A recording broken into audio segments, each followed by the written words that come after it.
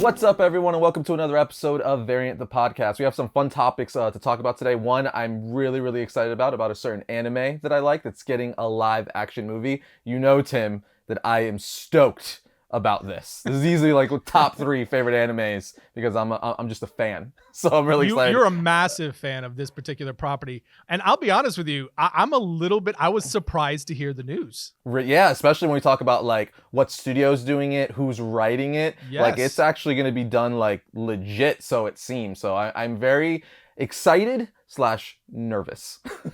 But, yes, rightly so. And I like that we're talking about it without telling people what it is yet. So they're like, yeah, that's great. You're talking about it. Tell us what the heck you're talking about. All in due time. But how you been doing, Tim? Doing great, man. I'm as you can see, I'm here back in studio, so I'm back in the saddle in a way. Yeah, you're a lone wolf. You're the only one am. from our company that's actually at the studio. So you are still quarantined. You're just quarantined alone over there. Yeah, we're still, we're all still kind of like isolating and, social distancing and all that stuff. But which, by the way, if I have to hear the words social distancing one more time, dude, no, it's like, oh my God. But I started, we're all kind of still separated and stuff like that. So it's just been, it's been nice to kind of get some sense of normalcy coming into the studio, which, we have a self-contained studio here, so it's been nice to come and get some quiet and some sense of normalcy.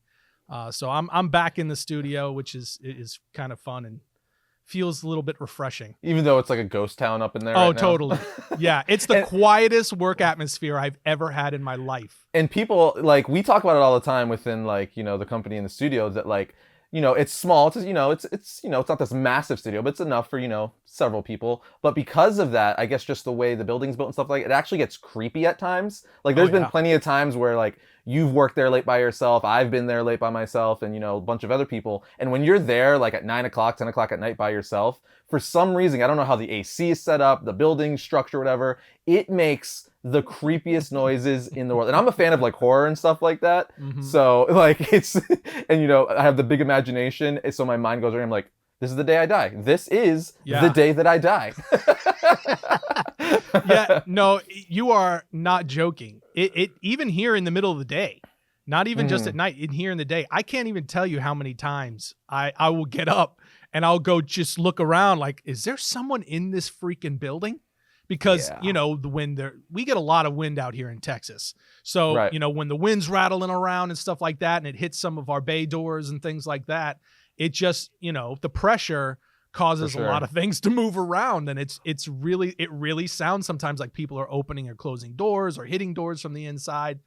So yeah. And the worst one for me was the one night I told you about where I was here crazy late, like for an entire week. I was here just really late at night.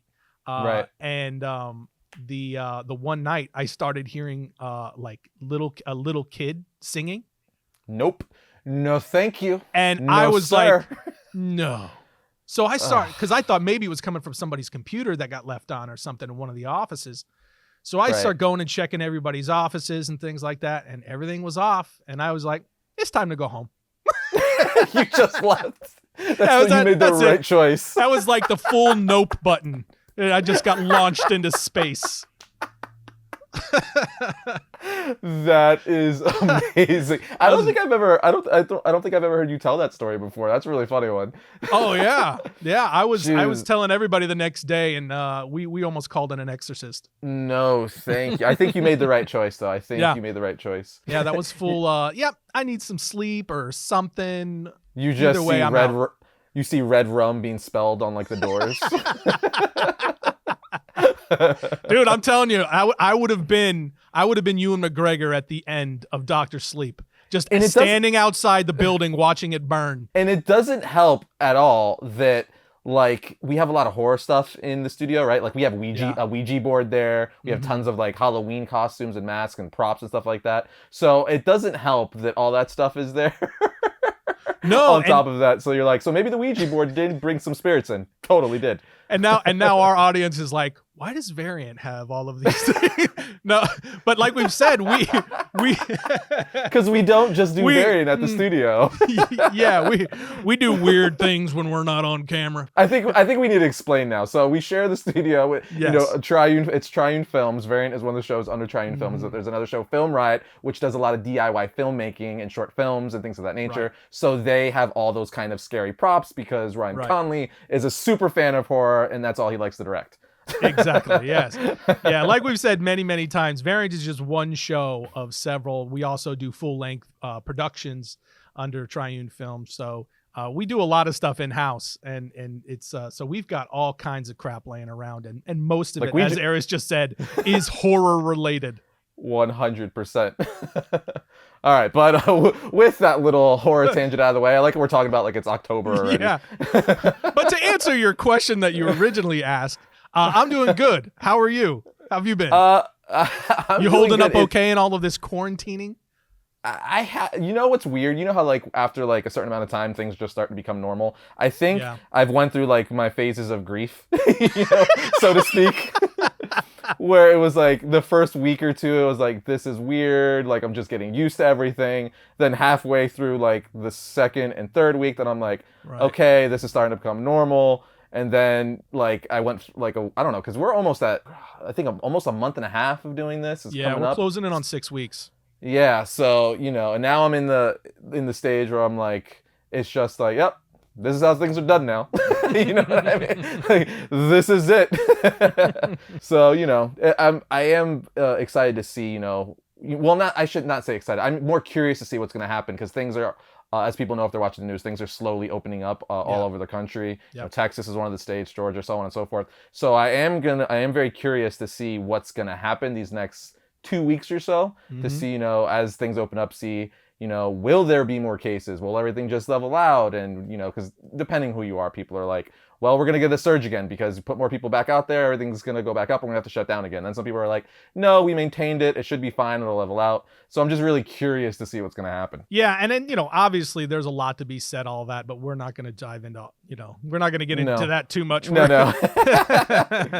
But it's thankfully, like we said before, I've been really happy to see that, whatever the reason that the numbers have come in below what was originally projected. And the first and foremost reason that we should all be happy and thrilled and be celebrating that is because that means that a lot of people that we thought were going to be severely injured or even die because of this virus have not.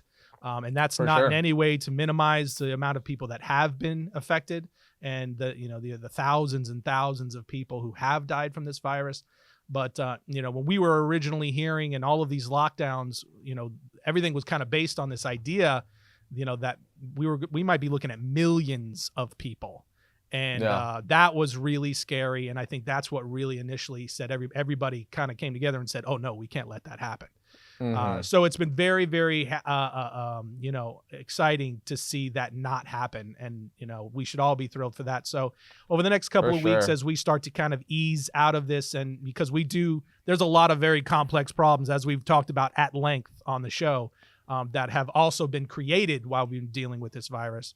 So we've got a lot of things to work on, but, I think we're all on some level looking forward to getting some sense of stability and normalcy back, whether that's, all normal. I don't think that's going to be happening anytime soon, but some semblance of normalcy is going to, I think will be a welcome sight for everybody. For sure. Yeah. So, we shall see in due time. Yes, indeed.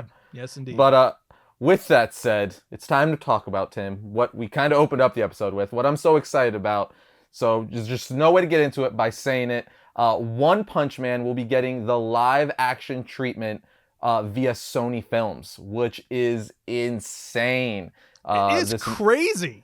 Right? Like, it just speaks to, like, because we've talked about all the time how, like, anime is basically, like, taking over America, right? Like, it's had a huge upsurge, like, in the last 2 years or so, especially with all the streaming platforms. And even in this quarantine, like, one of the things that actually has been skyrocketing the most as far as viewership and stuff has been anime. Like, Crunchyroll, Verve, a lot of these streaming platforms, for anime have been saying their numbers have skyrocketed in subscriptions and all that stuff. So this is only helping the anime, sweep the nation. But yeah, One Punch Man, it's getting a live action movie, and that tells a lot to how popular this show really became within the last. I think it's only been around for around 4 years or so, around there. At least in America, is when it started coming over here and getting popular in the States. But I am super excited because, as people know, this is basically like a parody of like the superhero genre, right? Where it's about this guy, Saitama, who he got his powers like absurdly by doing just like, like dumb things like 100 push-ups every day, for so many days, for so many days long, until eventually where he got like these crazy powers where he's literally like the trump card for any superhero ever, right?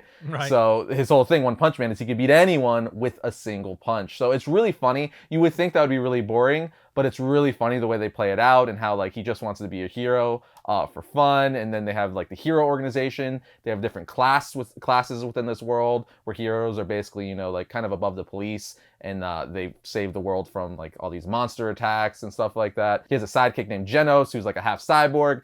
It's really, really fun, and I just can't wait to see the absurdity of this live action, because everyone knows who watches any kind of shonen anime like Dragon Ball Z or One Punch Man, My Hero Academia, it's huge. Like, it is epic. But, in this day and age where superhero movies and animes are super, super popular, I think they could pull this off really well and give it the attention it deserves. I don't see why Sony would just take this if they didn't think they could do something cool with it. And now, given like their claim to fame as far in the superhero genre right now in recent years is Into the Spider-Verse. But I'm really curious to see what they do with the live action anime. In America, I don't remember, them doing a large property like this since when they tried to adapt Dragon Ball all those years ago, which again wasn't received very well. Yeah, I mean, that's probably the biggest shock for me about this. And that's why I said right from the get, I was really surprised to see this news because anime has grown so much in popularity. It's really exploded, as you said, over the past few years in the US. So I was really surprised to see this be the first franchise to kind of get the next live action treatment from a major studio. I really expected to see either The Last Airbender get rebooted or even a Dragon Ball Z serious reboot, because the first one, as you said, was not good and it wasn't treated very seriously.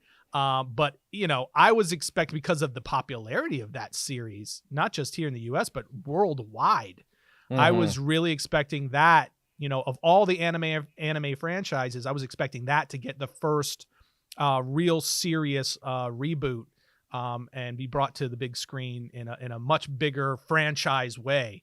So I was really surprised. But having said that, that's a really fun selection, and that might be what Sony was looking at when they said, hey, how do we ease into this market with live action films? Because they can make this funny. They can do huge monsters. I mean, there's just so much they can do with it. It's almost a mix of like kaiju and anime. The other big thing I think I'm probably going to echo what a lot of people are thinking right now is I can't wait to see who they cast to play Saitama. 100%. That I'm very curious to see how this will look live action too. I think because of the nature, it is a comedic like action show. Right.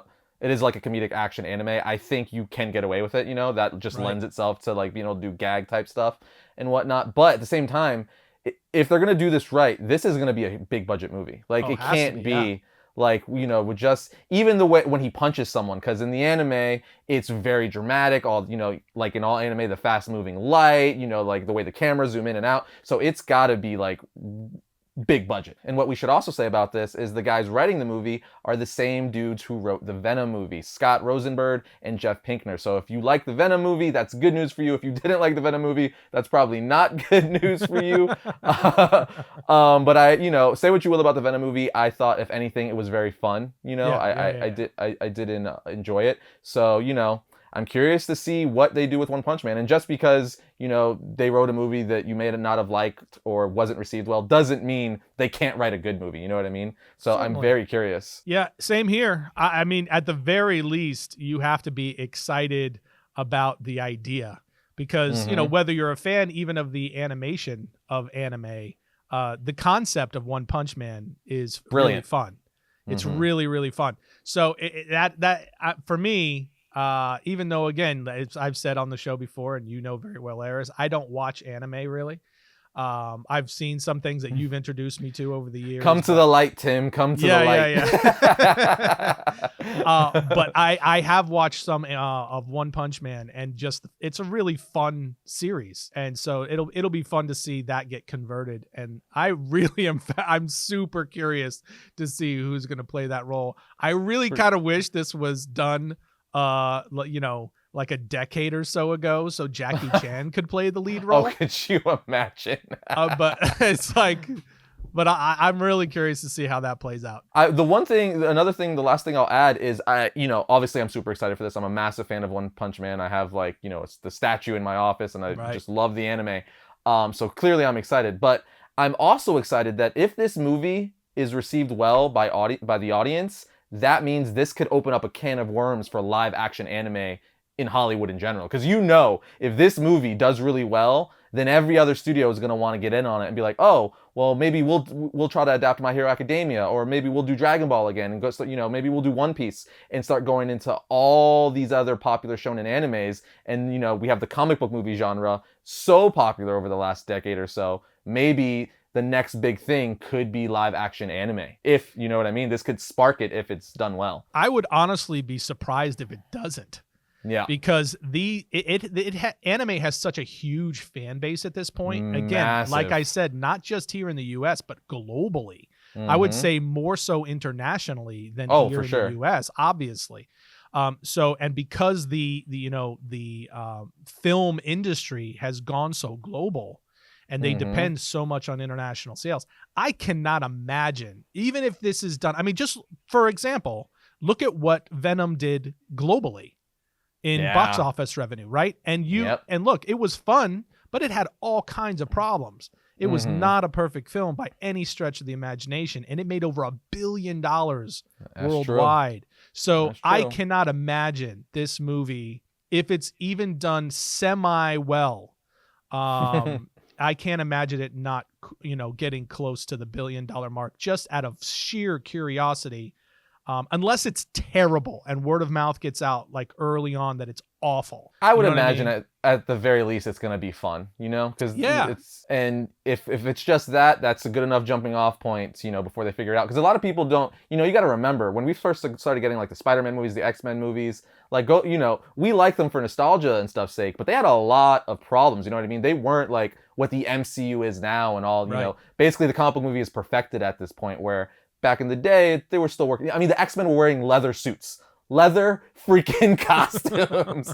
So, you know what I mean? So this could be a good starting point for hopefully a good run of anime live action movies in the future. Yeah, and I think one of the keys here to it being a really good true adaptation is going to be whether or not the filmmakers involved, writers, director, etc., are fans of anime or the franchise itself. Yeah, for sure. If they are, we're probably going to get something that's really fun. And like I said, I can't imagine it not, reaping those rewards at the box office, which, like you said, will then in turn, the consequence of that or the results of that will be probably a big move towards making a lot more anime live action films. Yep. And then we get the Russo brothers to direct it, and then we're set. We're just set. Dude, I think they're anime fans.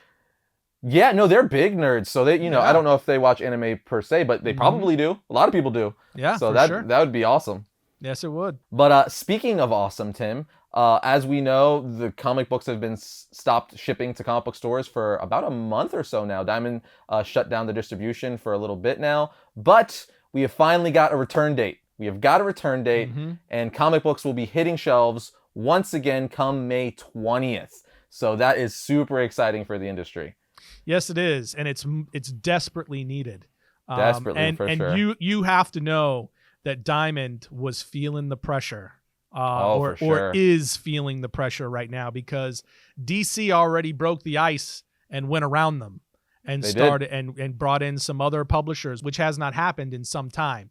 So, that being the case, the pressure was on for them to start getting things cranked back up again, because it wouldn't be long before Marvel was right behind DC, and then the others trying to find a way around Diamond to break up that monopoly, which, I think in the opinion of most people at this point is a necessity. It was not a good idea to happen in the first place, because it wasn't always this way. There were other distributors in the past. It's only really been over the last couple of decades that really has come into place. Yeah, so, Diamond took a monopoly essentially over the distribution of comics. Yeah, exactly. And that, I think this, like a lot of things that we've learned through this situation, I think that's one in the comic industry. That's one thing that I think we can all look at and say, that's not a good idea. That should be undone. And, regardless, Diamond is going to do everything it can at this point to hold on to that. And that's going to mean step one is getting back to publishing. So everybody's going to be excited to see, comics come back. But like I said, it's desperately needed just for the survival of the industry. So, it's a really good thing to have a set date. It's still a ways out. That's almost a month away.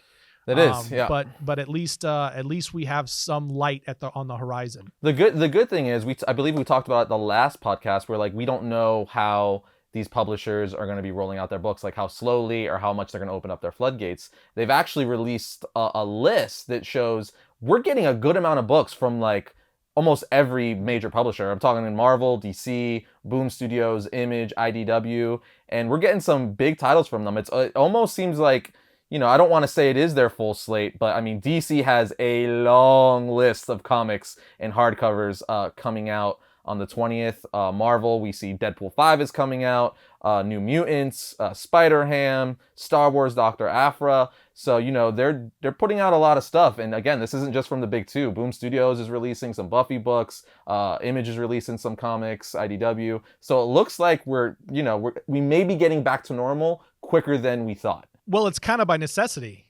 not kind of, it is by necessity. I mean, it's like so many industries. We're seeing this kind of across the board in so many ways where, like I've said before, you can't, these businesses were not built to be at a standstill.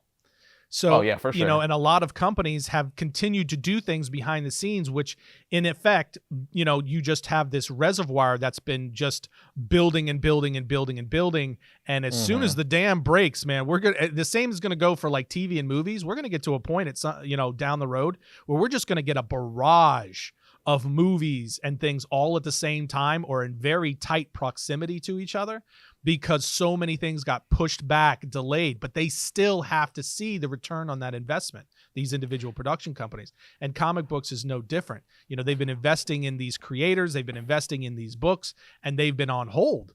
And even doing that for 2 months is a massive deal, for these companies. So yeah, I can't imagine. I imagine we're going to see just a full-on rush of content once the veil lifts. And like you said earlier, we talked about in the last podcast where DC was kind of the first to go around it and use a different distribution center. Well, you definitely see it in this list they released of all the publishers releasing books. DC is 3 times, they're releasing 3 times as many titles and hardcovers as any other publisher right now. It's insane. So they are definitely the ones leading the charge. It's no, we're opening the floodgates. I think Marvel's releasing 10, 12 titles. DC, it literally looks like they're releasing 30, 40 different titles and hardcovers come May 20th. It's pretty insane. So they're definitely the ones who yep, we got this. And, I was listening to a podcast of actually Kevin Smith and Jim Lee. Jim Lee was on Kevin Smith's podcast about a week or so ago. And you could definitely tell, as everyone knows, Jim Lee is now running the ship over there at DC Comics. You could definitely tell by the way he was talking. He's yeah, no, we're getting books back out. We want, because, he's an artist, first and foremost. Before he became, chief creative officer of DC and one of the higher ups up there, he was an artist. And he said, he flat out said, he goes, look, man, I know what it's like for all these artists and, creatives out there. And just for the love of comic books and comic stores, we need to get these books back on shelves so everyone can thrive, not just the comic book shops, but even the creators and all that stuff. So, he definitely has his finger on the pulse, which is really good. Yeah. And I think something that's a little bit left unsaid or unemphasized in his statements is going to be the obvious, right? It's going to be the fact that DC was already in a vulnerable state as well. For And sure. they don't Yep. have the umbrella of the same level of protection or umbrella of protection that Marvel does with Disney. Papa Disney. Yeah, with Papa Disney, because Uh-huh. Marvel, say regardless of which cinematic universe or which publisher you favor, Marvel has obviously fared much better on the cinematic side than DC has. Okay. So Warner Brothers is not, Time Warner and AT&T especially is not offering DC the same level of protection that Disney is going to offer Marvel, because I mean that's so much their bread and butter in terms of Marvel Entertainment. So with on the DC side, they were already under scrutiny. Can you right this ship? Can you produce? Can you bring up sales? Can you get us to a more sustainable place that AT&T specifically is happy with? So they've got to get this back rolling, and that's, I think, one of the things that's left unemphasized for obvious reasons. They're not for just, sure. they're not going to just say that. Yeah, their chief creative officer is not going to be like, we're struggling. Yeah, exactly. They're not going to address that in that way, but that is the reality for sure. That's or at least a big part of their reality. It's just fun to see too, like, because obviously that is probably a big piece of it as well. But it is cool to look at the other side of it, where like DC is kind of like what started the American comic book industry, right? Like they were before Marvel, before like all these other big publishers, right? So It is cool in the sense to look at them taking charge or leading the charge with comic books once again, even in the modern era, because again, they kind of started this whole thing with Superman, right? Back in the 30s. So I just looking from a fan perspective, it's kind of fun for me to look at it that way, and just cool to see in general. Yeah. And everybody, of course, wants to see them do well. Right. Yeah. We all want to see them thrive and do well long into the future. So, everything that we've set aside, it's just great to see them coming back and to see them have a plan to really kind of, again, these things like comics, like the return of comics, the return of television, the return of sports, these type of things are going to aid a lot for our society and our world, and kind of returning to a sense of like, hey, it's okay. It's going to be okay. And that, I think, especially as we go forward, that's a big thing that is needed. We minimize the arts and, sports and entertainment sometimes and rightly so. When it comes to major events, you have to keep priorities in order, but these things play a major role in our sense of, grounding and us feeling like, things are all right. We're going to be okay. They aid a lot in that. So I think it's going to be great to have these things back. For sure. Obviously we are super excited for comic book shops to be opening again and getting these, print comic books back in our hands, because there is nothing like holding an actual comic book in your hand. Again, I love digital. I actually probably read digital more than I do print, but you can still never replace print. I mean, there's nothing like holding that book in my hand. Plus, I just like collecting, those covers that you just want to own the art. I mean, and for those of you, thankfully, I still have the mystery mail call coming to me every month.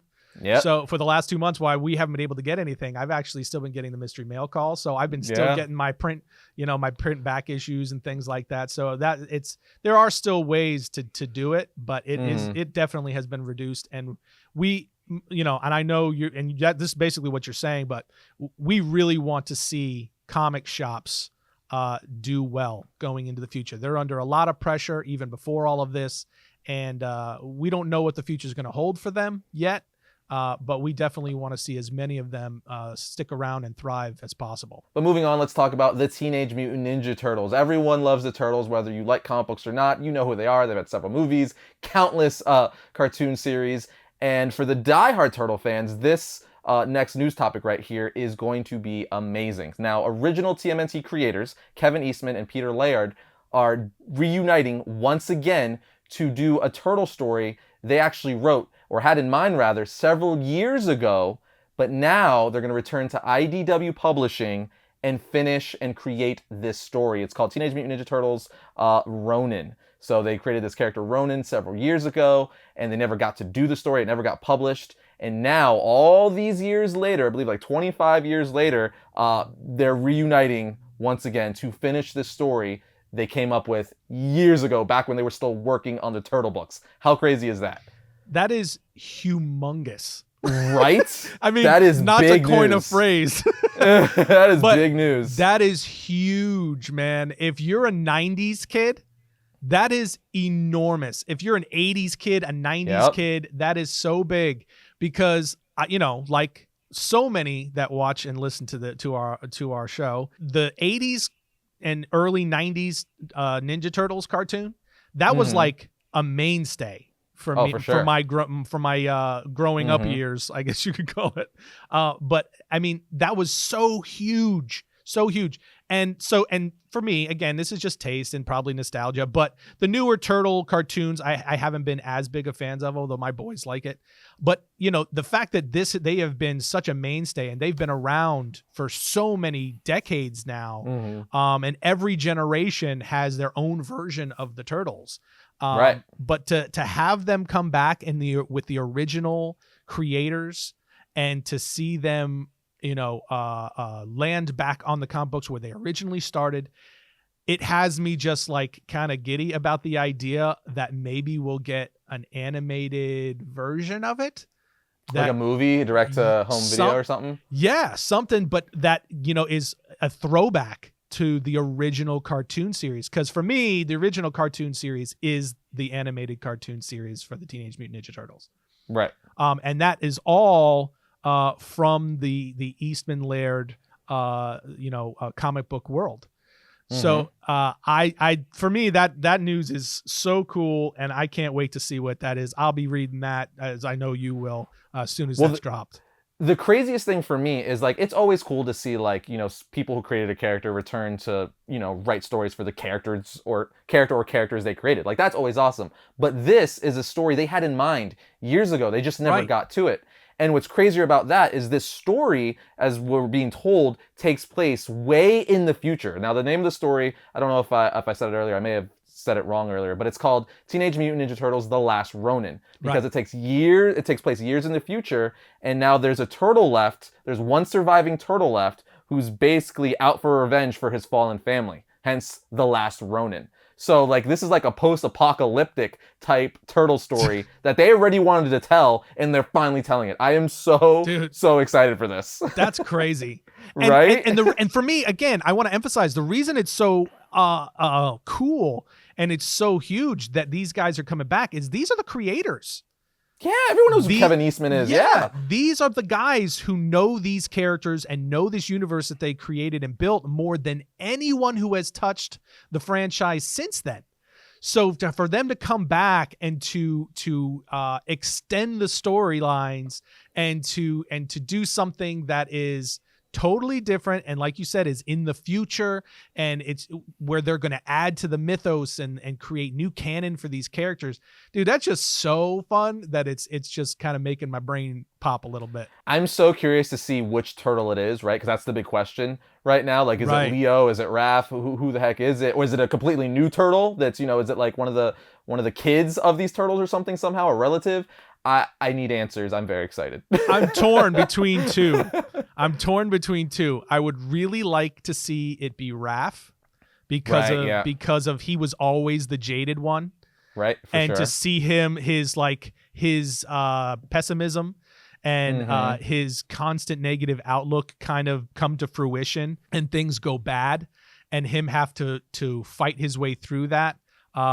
Could be really cool. But then the other one is, I think it could be cool if it's Mikey. Right. Because he was always the happy-go-lucky, the fun one, and he took everything. He didn't take anything seriously. For him to have to see his family die, and that jades him, and he's the one who is out for vengeance. That could be really interesting. Because he's basically the Jason Todd of the Turtles, right? Like, that's basically like all he is. So that would be really, really dope. Yeah, I mean, there's so many possibilities. Just, I'm excited for this all the way around because it's fun to see the creators back on it. It's more fun to see them, telling a story that they already had in mind years ago. Right. And then I'm a fan of post-apocalyptic stuff, right? Like some of the most popular stories in comics are kind of that stuff, right? Like The Dark Knight Returns. Oh yeah. It's set way in the future, Batman, at the end of his career. So, what if this is that for the Turtles? That's kind of what it seems like it's going to be, and I'm super stoked. Yeah, I mean, post-apocalyptic and dystopian has been very popular for quite some time. After all this pandemic stuff, I don't know if that will stick around much longer. I think everybody's going to want to go back to classic Disney for a while. But yeah, it's going to be, just the title, The Last Ronin, just dope. It's a dope concept, and I can't wait to see what they do. Now, it's no secret here that we all love Donny Cates here at Variant.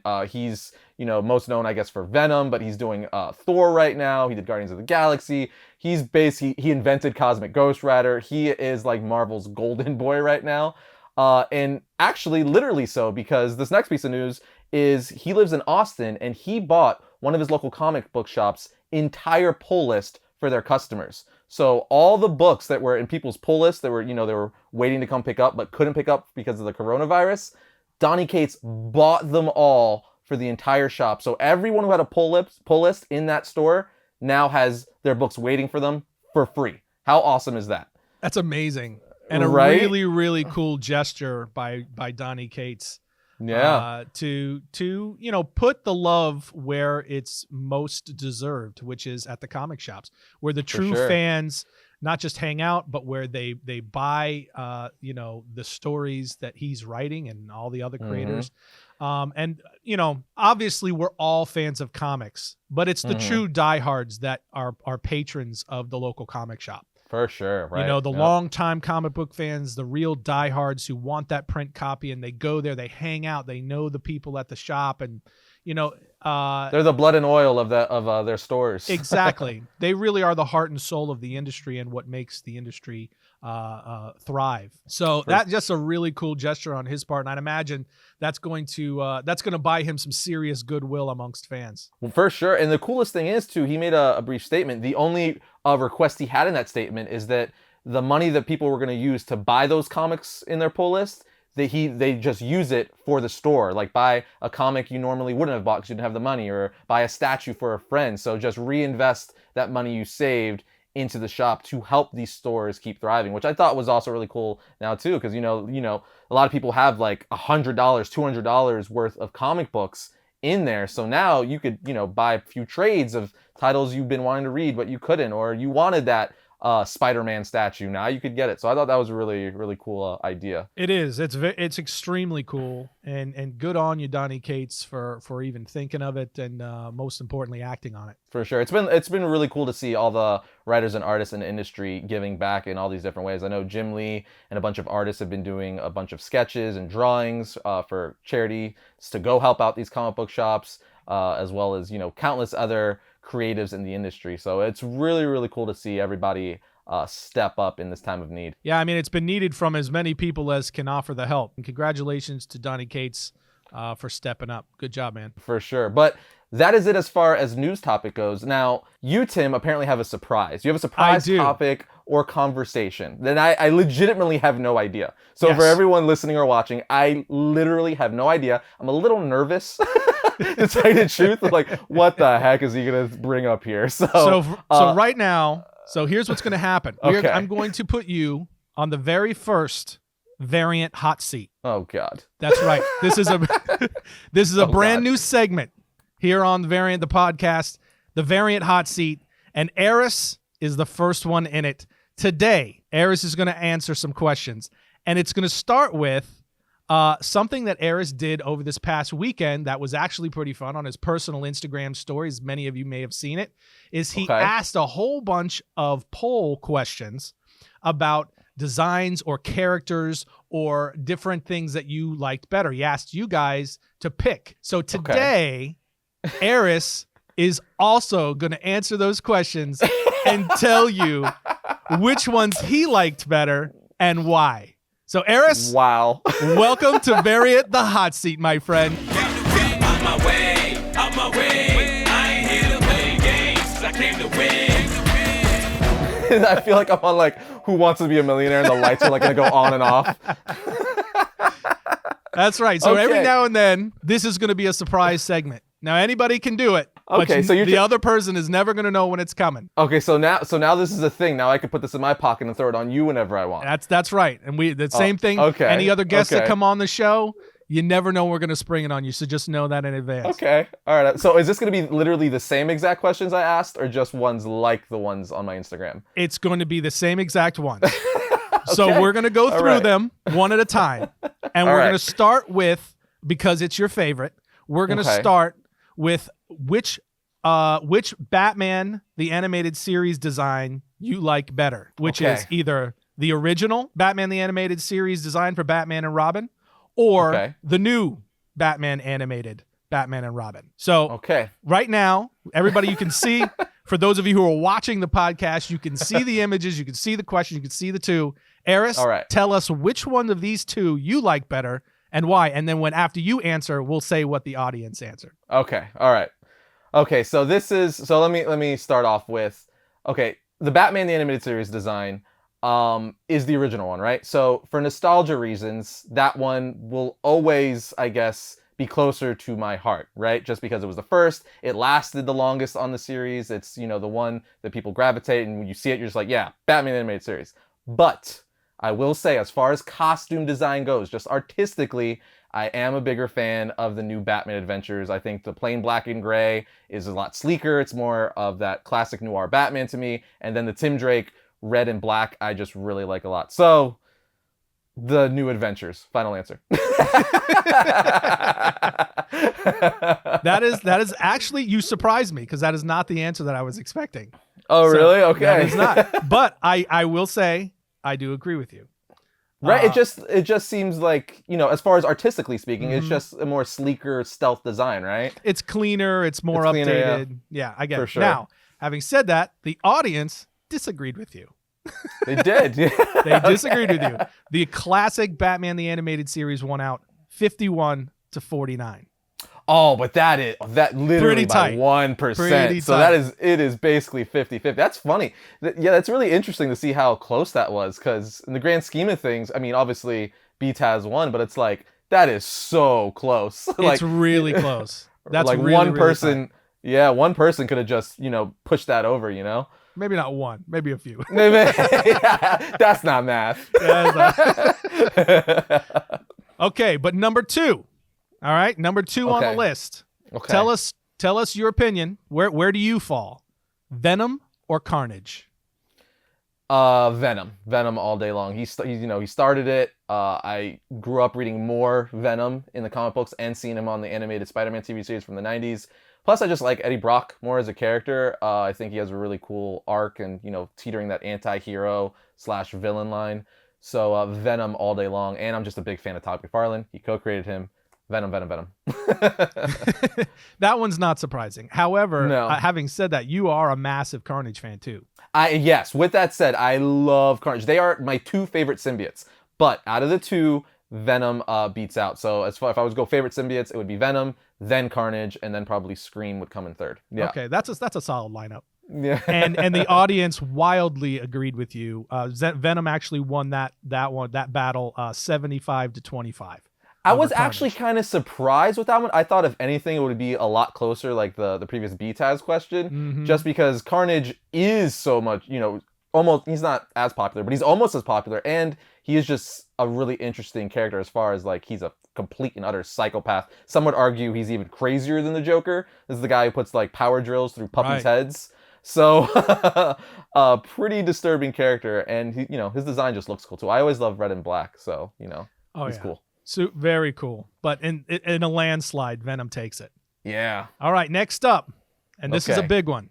Okay, this one's gonna hurt a little bit, This is gonna. All right. but don't I remember. already know Let's the see. answer: Batman or Spider-Man, and why? Oh, what's funny is like everyone who's watched the show for a while knows those are like my two favorite superheroes, right? But Right. obviously Batman is, he's my end all be all in all of fiction, period. So Batman easily, But why is the question? but why? That's the Yes. big. That's the big. That's- That's the big one. I think a part of it is because he's the first character. He's the character that got me into comic books, right? So Batman the Animated Series, as I've said, I'm like a broken record. That in the first Tim Burton Batman movie got me into comic books. So I think that is a big reason. But also I find him more interesting in a sense. Like I like that darkness he has to him. The fact that he has no superpowers, yet he's still one of the most powerful superheroes out because of his mind and his gadgets.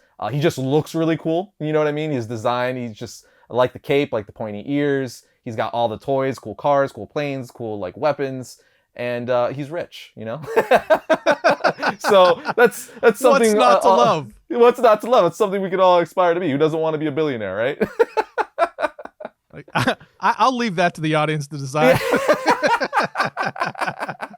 Okay, so that's a totally fair answer. So you went Batman, and you just told us why. The audience also agreed with you. 58 to 42.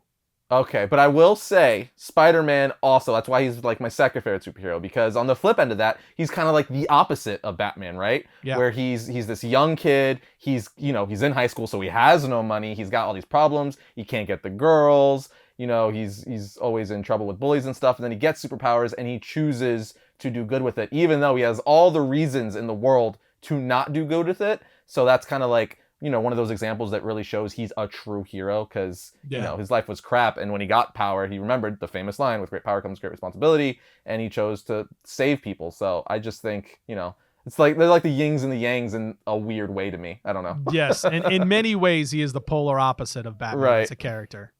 Aside from the fact that they're both heroes, obviously. Yeah, for sure. I was honestly a little bit surprised at how much Batman won that on the actual poll but then I thought to myself, well, a lot of the people that follow Arris are huge Batman fans because Arris is such a big Batman fan. Right. So there may be a little bit of bias in the poll answers, but that's okay. We'll just say it did win 58 to 42 with the audience as well. Well, who do you pick?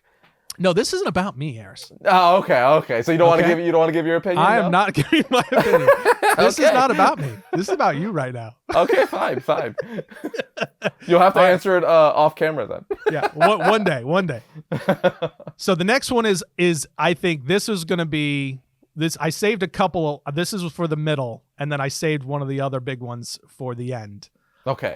This one you're gonna love. Marvel or DC. And why? That is you just pulled out like the trump card. Like that is like the end all be all question for any comic book fan. That's like right? pulling out Lucille. Dude, I don't how often have I been asked this question? I've been asked this question so many. Right. So I guess this is the time where this is the moment. Know. This is the moment. Okay. Yeah, that's it. All right. So because Batman is the character that got me into comic books. And then I kind of, around that time, we also got like the Christopher Reeves movies and all that stuff.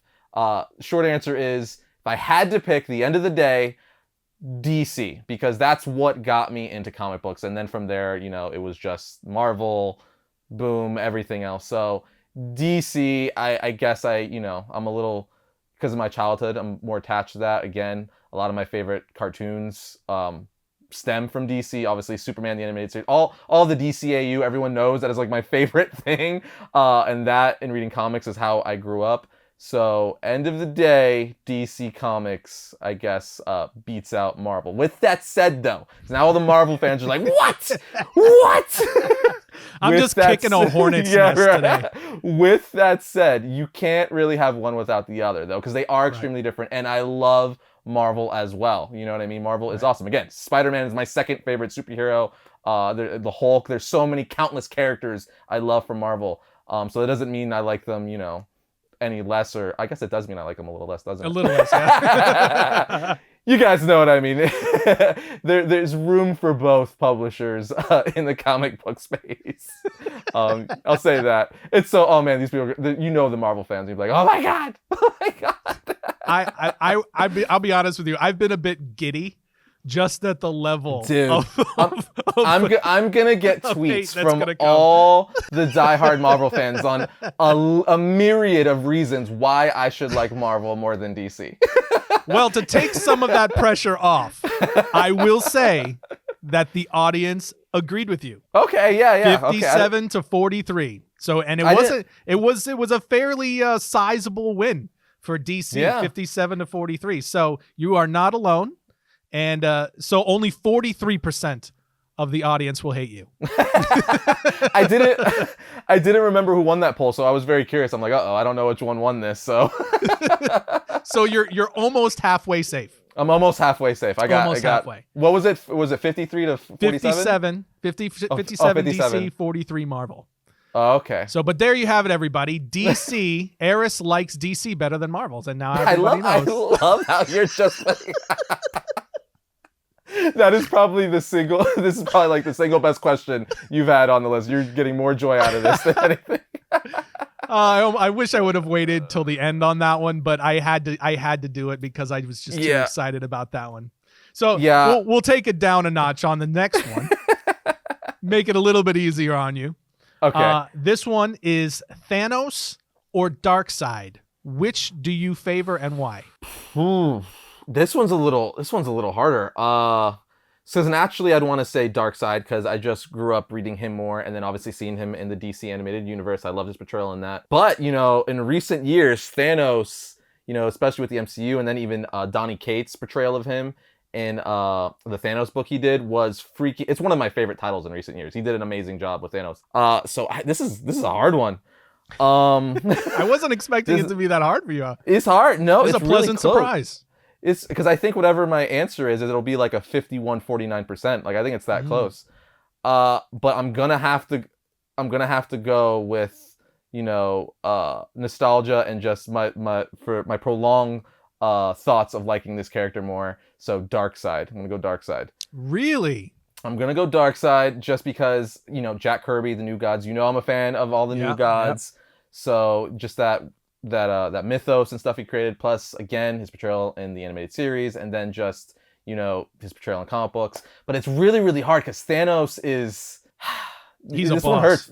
Yeah, this one hurts because it doesn't take anything away from Thanos. He's got the Infinity Gauntlet. His reasoning for the stuff he does is like kind of like heroic in a weird, evil, twisted way. You know what I mean? He's not, he thinks he's doing right, just in a tyrannical, evil way. Yep. So I don't. It's hard, but I'm gonna go Darkseid. Plus Darkseid was first, right? So So now I will say that you surprised me a little bit on this one. Okay. I thought Thanos, because of in my opinion, you know what? I'm not going to say my opinion. You're not gonna say your opinion? I'm just gonna say I'm a little. You surprised me a little bit on that one. Well, no, yeah, because obviously with his in the MCU, he was amazing. He's easily one of the best villains in cinema history, I would say. And then even even in comics, the Infinity Gauntlet storyline was great, and then recent portrayals from Donny Cates was awesome. But literally the only reason I'm going to Darkseid is because I've liked him longer. So I feel like that's gonna outweigh the Thanos for me a little bit. But it's hard. It's like 51% Darkseid, 49% Thanos. Yeah. See that's the reason that it surprised me a little bit. Your answer surprised me a little bit is because I know how much you loved what Cates did with Thanos. You really loved that run, as did I. But you really loved that. I did. It is awesome. Like with his future self, it's this is one of the things where I could be swayed. Like I could change my answer. It's like too late. It's too late. It's recorded now for posterity. It's final answer. Okay. I'm just saying, if you ask me tomorrow, it could potentially be Thanos. That it could. It's one of those. Okay. Well, to be fair, the audience, you're the people that follow you and voted in the poll, they agreed with you on this as well. 53 to 47, Darkseid. Look at that. See, 53 to 47? 53 to 47. See, that's pretty close to what I just said. I said 51-49, but that's really, really close. And it's very close. It is very close. It's closer than DC Marvel, actually.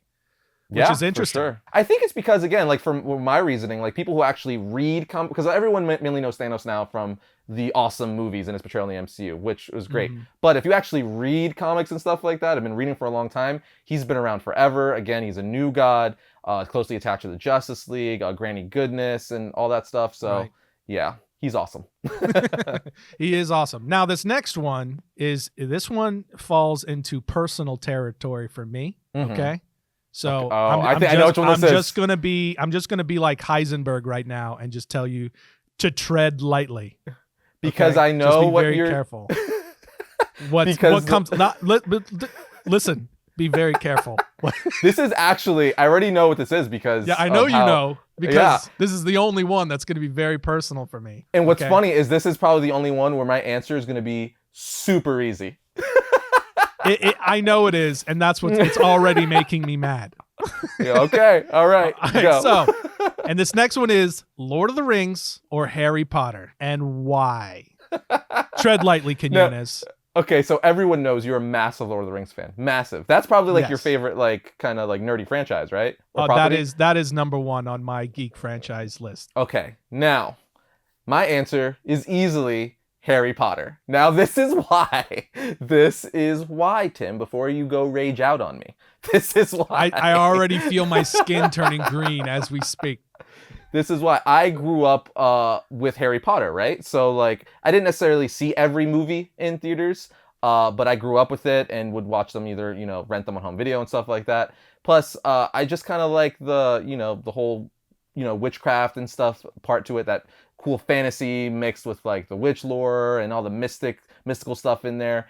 And to be fair, Lord of the Rings, when they first came out in theaters, I think I was in middle school and stuff like that. And for whatever reason, I just didn't see them, that much. Like I saw each of them once in theaters and that's it. Like I remember like them being like a big thing and stuff like that. But I don't know why. I don't know.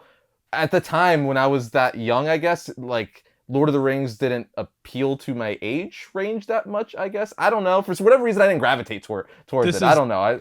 I saw. This is unacceptable. This is disgusting.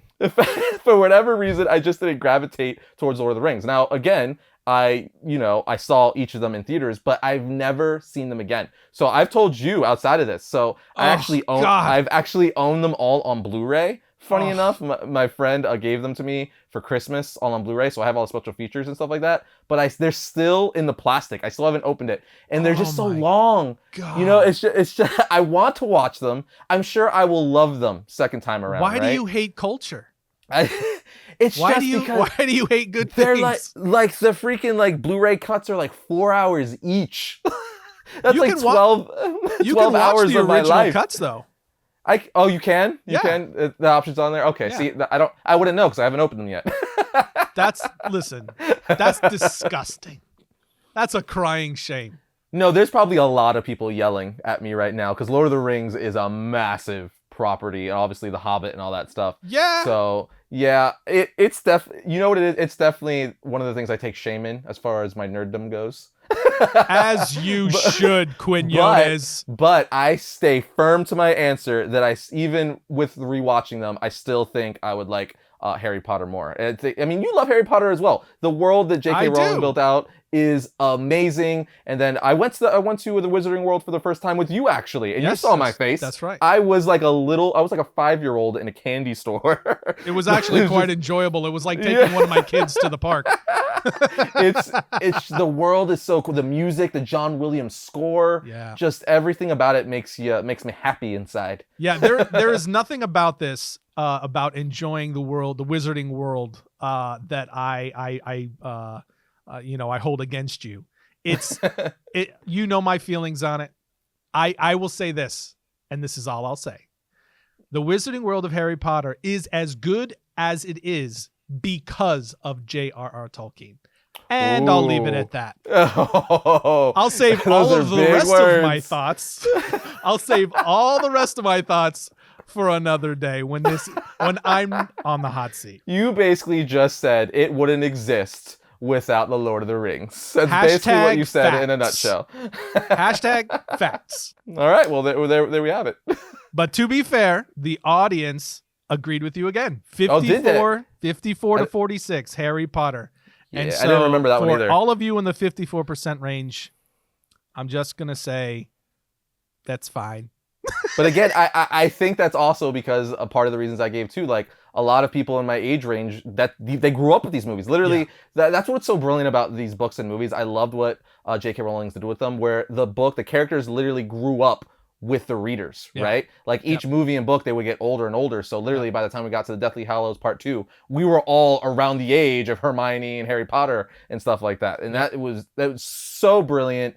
And, something like that I don't even remember being done. You know, obviously the MCU movies and stuff are all connected and stuff, but like the Harry Potter movies, like you literally aged with them. And I thought that was amazing. It was brilliant on the part of J.K. Rowling, but also Warner Brothers, who really jumped on that and seized that opportunity early on, because it had the benefit of what, you know, Tolkien's work did not, which is that they were making the movies as she was releasing books.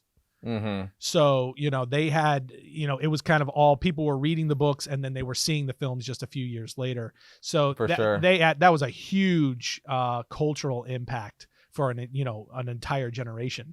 So I totally understand. I'm largely joking. I do understand why so many people, because it has a fresher sense of a cultural impact. So, and I actually think in your office at the studio, you actually may have more Harry Potter memorabilia than Lord of the Rings memorabilia in your office. Oh, I don't know about that. I have. It's pretty close, man. It's close. I don't know. I think I only have 4 collectible pieces of Harry Potter. Well, you have the wand. I have Dumbledore's Armies wand set. I have that counts as like 5 or 6. I guess if we want to look at it that way. I have a collectibles replica of the Monsters Book of Monsters.